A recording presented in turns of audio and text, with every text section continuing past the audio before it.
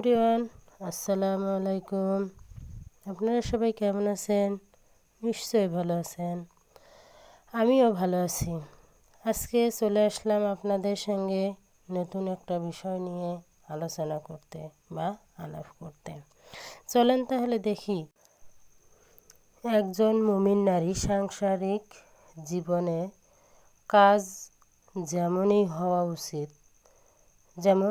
উচিত, সংসারের পাশাপাশি কিভাবে আখিরাতের পুঁজি কামাই করবে সে কথাই বলবো। নারীরা তার সংসারের কাজকে খুবই ভালোবেসে করেন।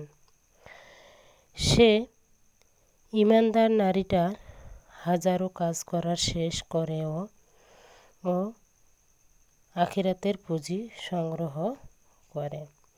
আমাদের এ জীবনে এর হায়াত খুবই সংক্ষিপ্ত। এই সংক্ষিপ্ত সময় কিভাবে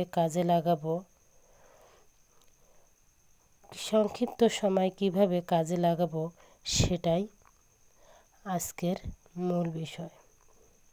একজন মুমিন নারীকে সংসারের কাজ দেখিয়ে শয়তান যখন আল্লাহকে গাফেল করতে পারে না, তখন শয়তান আফসোস করে। একজন মুমিন নারী প্রতিটি কাজ আল্লাহর সন্তুষ্টি অর্জনের জন্য করে।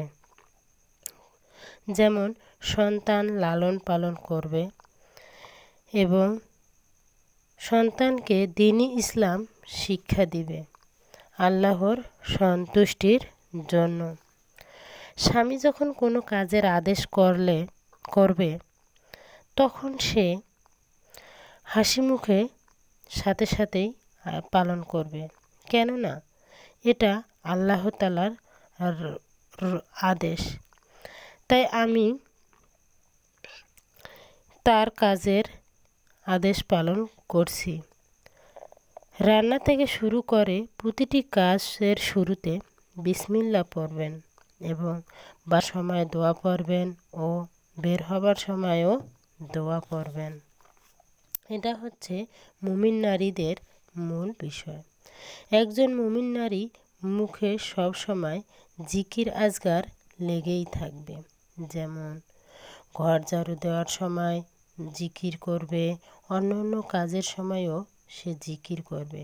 নারীদের সাংসারিক কাজ জিহাদ করার সমতুল্য সমান সওয়াব লাভ করা যায়। তাই সওয়াব লাভের আশায়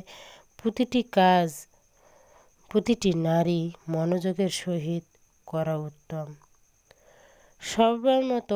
সময় মতো 5 ওয়াক্ত সালাত আদায় করা প্রতিটি মুমিন নারীর মূল বিষয়।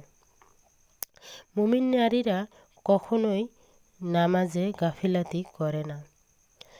একজন মুমিন নারী অপ্রয়োজনীয় কথাবার্তা বলে না, সব সময় সাবধান থাকে যাতে বেদিন প্রতিবেশীর ভাবিরা কোনো গীবত করলে সেই নিন্দনীয় কাজটার থেকে দূরে থাকতে চেষ্টা করে।